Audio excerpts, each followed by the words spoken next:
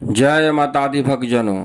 अक्सर आपने ऐसा देखा होगा कि कुछ लोग ईर्ष्यावश किसी दूसरे व्यक्ति पे जादू टोना, तंत्र मंत्र आदि अभिचार कर्म द्वारा दुष्प्रभाव उत्पन्न करके उसकी उन्नति, तरक्की, शांति आदि को हानि पहुंचा के उसके अच्छे खासे जीवन में बेवजह ही समस्या पैदा कर उसे संतापग्रस्त कर देते हैं। इससे व्यक्ति शारीरिक, मानसिक और आर्थिक रूप से परेशान हो जाता है अथवा कभी कभार किसी के द्वारा किए गए अभिचार कर्म का प्रभाव जाने अनजाने में किसी अन्य व्यक्ति पर पड़ जाता है। ऐसा तब होता है जब कोई व्यक्ति अभिचार कर्म करके उसे किसी सड़क के बीच में या चौराहे पे रख देता है। ऐसी स्थिति में जो भी व्यक्ति जाने अनजाने में इसे उठा लेता है, स्पर्श कर लेता है या लांघ जाता है, वह व्याधिग्रस्त हो जाता है। अब मैं आपको ये समझाने जा रहा हूँ कि ऊपरी बाधाएं क्या होती हैं और ऊपरी बाधाओं को हम कैसे पहचानें। ऊपरी बाधाओं से हमारा तात्पर्य है ऐसी समस्या या पीड़ा से जो व्यक्ति को अदृश्य शक्ति के कारण उठानी पड़ती है। ऊपरी का साधारण भाषा में अर्थ होता है हमारे आसपास और चारों ओर विद्यमान ऐसी अदृश्य शक्तियाँ जो न तो दिखाई देती है और न ही स्पर्श की जा सकती है, लेकिन उन्हें महसूस अवश्य ही किया जा सकता है। अनेकों ऐसे कारण होते हैं जिनसे ये शक्तियाँ किसी भी व्यक्ति को अपने प्रभाव में ले सकती है। जब ये शक्तियाँ उस पीड़ित व्यक्ति को हानि पहुंचाने लगती है तो यह समस्या ही ऊपरी बाधा कहलाती है। ऊपरी बाधा के अनेक प्रकार हो सकते हैं। ऐसी अदृश्य शक्तियों का अपना कोई नाम एवं पहचान नहीं होता। मनुष्य ने अपनी कल्पना और आधार पे इन्हें भूत प्रेत, डायन, चुड़ैल, ब्रह्म राक्षस, जिन, पिशाच, क्षेत्रपाल आदि नाम दिए हैं। हिंदू धर्म ग्रंथों में ऐसे भी पराशक्तियों की कल्पना की गई है। इन अदृश्य शक्तियों की प्रकृति अलग अलग तरह की होती है, ये एक तरह के नहीं होते हैं। आज वैज्ञानिक युग में हमें ऊपरी बाधा भले ही अंधविश्वास लगे, लेकिन सच्चाई तो यह है कि आज भी सैकड़ों लोग ऊपरी बाधा से पीड़ित होते हैं। हमारे देश में ही नहीं बल्कि संसार के सभी देशों में इस तरह की घटनाएं देखने और सुनने में आती रहती है। जब भी कोई अदृश्य शक्ति किसी व्यक्ति को अपने प्रभाव में लेती है तो उसके पीछे कोई न कोई कारण अवश्य होता है। कभी कभी इनके कारण इतने रहस्यमय होते हैं कि इनकी गहराई तक जाने पर अनेक तरह के रहस्य खुलने लगते हैं। इन समस्याओं को जानने समझने से यह स्पष्ट हो जाता है कि ऊपरी बाधाओं का संबंध एक जन्म से नहीं बल्कि जन्मों जन्म से चला आ रहा है। कई बार ऐसा भी होता है कि जाने अनजाने में व्यक्ति द्वारा की गई एक छोटी सी भूल उसके लिए ऊपरी बाधा का कारण भी बन सकती है। ऊपरी बाधा होने पर ये अदृश्य शक्तियाँ व्यक्ति के सारे शरीर पर नहीं, केवल उसके मस्तिष्क पर अपना अधिकार करती है। और जब व्यक्ति का मस्तिष्क ही उसका साथ नहीं देता है तो सारा शरीर अभी अपने आप ही उसके नियंत्रण से बाहर हो जाती है। इसलिए ऊपरी बाधा से ग्रस्त व्यक्ति पागलों जैसा व्यवहार करने लगता है। ऊपरी बाधा से ग्रस्त अधिकतर कम आयु के बच्चे व किशोर ही होते हैं जिनका आत्मबल अधिक कमजोर होता है। कभी भी किसी प्रकार की ऊपरी बाधा से ग्रस्त बच्चे शीघ्र ही उन अदृश्य शक्तियों के अधीन हो जाते हैं। उनका अपने मस्तिष्क पर से नियंत्रण समाप्त हो जाता है। आवेश में आने के बाद उन्हें अपने परायों का कोई ज्ञान ही नहीं रहता। यहाँ पर परेशानी यह पैदा होती है कि ऊपरी बाधा से पीड़ित बच्चों को देखकर उसके घर वालों यह मानते ही नहीं हैं कि उस पे कोई ऊपरी बाधा है, उसे किसी तरह मानसिक रोग है, ऐसा वो कहने लगते हैं। समस्या के विकट रूप धारण कर लेने पर वे इस तरह विश्वास कर पाते हैं, तब ये समस्या के उपचार में लग जाते हैं, लेकिन तब तक देर हो चुकी होती है और वह ग्रसित बच्चा को काफी कष्ट उठाना पड़ता है। अब मैं आपको बतलाऊंगा कि ऊपरी बाधा को हम कैसे पहचानें, हम कैसे यह जानें कि किसी पे ऊपरी बाधाएं हैं।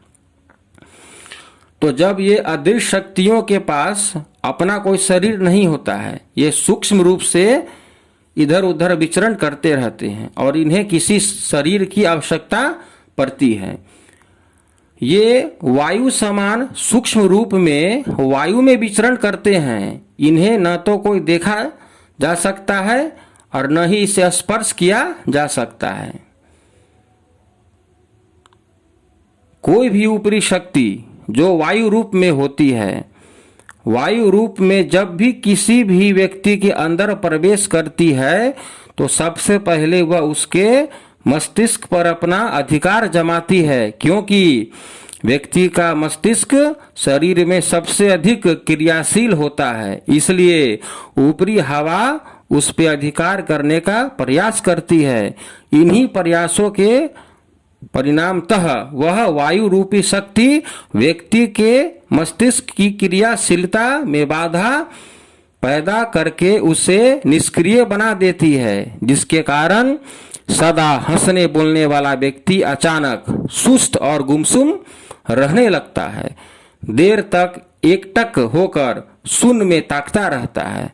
कुछ लोगों का यह भी मत है कि उसे शून्य में वही प्रेतात्मा या अदृश्य शक्तियां दिखाई देती है जिसने उसके शरीर पे अपना प्रभाव स्थापित किया होता है, जबकि सामान्य लोगों को ऐसा वैसा कुछ भी दिखाई नहीं देता और वह पीड़ित व्यक्ति को सुस्त व शून्य में निहारते देखकर केवल यह अनुमान लगा लेता है कि शायद उसकी तबीयत ही ठीक नहीं हो। पीड़ित व्यक्ति की यह दशा 1-2 दिन से लेके कम से कम 8 से 10 दिन तक बनी रहती है। इसके बाद वह अदृश्य शक्ति पीड़ित व्यक्ति के शरीर के माध्यम से अपनी ताकत का परिचय देती है। गुमसुम सा और चुपचाप रहने वाला पीड़ित व्यक्ति अब असामान्य व्यवहार करने लगता है। अचानक वह बैठा बैठा हंसने लगता है, अपने आप से बातें करने लगता है। उसकी आवाज एवं भाषा अलग तरह की होती है। वैसे इसे ठीक तरह से नहीं समझा जा सकता। कभी कभी उसके होंठ ऐसे हिलने लगते हैं जैसे वह किसी से बातें कर रहा हो। यह स्थिति को पीड़ित व्यक्ति की दूसरी अवस्था माना जाता है। यह अवस्था भी 1-2 दिन से लेके 8 से 10 दिन तक चल सकती है। पीड़ित व्यक्ति को इस अवस्था तक पहुंचने पर भी पीड़ित व्यक्ति के परिवार वालों को इस बात का पता नहीं चल पाता है कि वह किसी ऊपरी बाधा का शिकार हो गया है। इसलिए कई बार उसके असामान्य व्यवहार से परेशान होके उसे डांट डपट कर हम लोग शांत करवा देते हैं, लेकिन इसका उस पर कोई प्रभाव नहीं पड़ता है। इससे अगली अवस्था पीड़ित व्यक्ति के लिए और भी कष्टदायी होती है, क्योंकि अब वह दृश्य शक्ति पीड़ित व्यक्ति के मस्तिष्क और शरीर पे अपना पूर्ण प्रभाव स्थापित कर चुकी होती है और वह पीड़ित व्यक्ति द्वारा अपनी शक्ति का प्रदर्शन करने लगती है। पीड़ित व्यक्ति का व्यवहार अचानक ही आक्रामक और हिंसक हो जाता है और बुरी तरह से चीखता चिल्लाता है, सामान उठा उठाकर इधर उधर फेंकने लगता है। इतना हिंसक हो उठता है कि आसानी से 2-4 व्यक्तियों को काबू कर लेता है। जब उसे काबू करके किसी तरह उत्पात मचाने से रोकने के लिए बांधा जाता है तो वह मोटी और मजबूत रस्सी को भी किसी धागे की तरह आसानी से तोड़ डालता है। मजबूरन बस उसे लोहे की मजबूत जंजीरों में जकड़ना पड़ता है। पीड़ित व्यक्ति कभी कभी इतना ज्यादा हिंसक हो जाता है कि वह किसी को भी चोट पहुंचा सकता है। इस समय उसका मस्तिष्क उसके नियंत्रण में नहीं होता है, इसलिए वह अपने पराय का अंतर नहीं कर पाता है। अपने घर परिवार वालों को गालियां देने लगता है, चोट पहुंचाता है और स्वयं को भी चोट पहुंचाने लगता है। मस्तिष्क के नियंत्रण में न रहने के कारण उसे चोट की वजह से उत्पन्न पीड़ा का एहसास उस समय नहीं हो पाता है।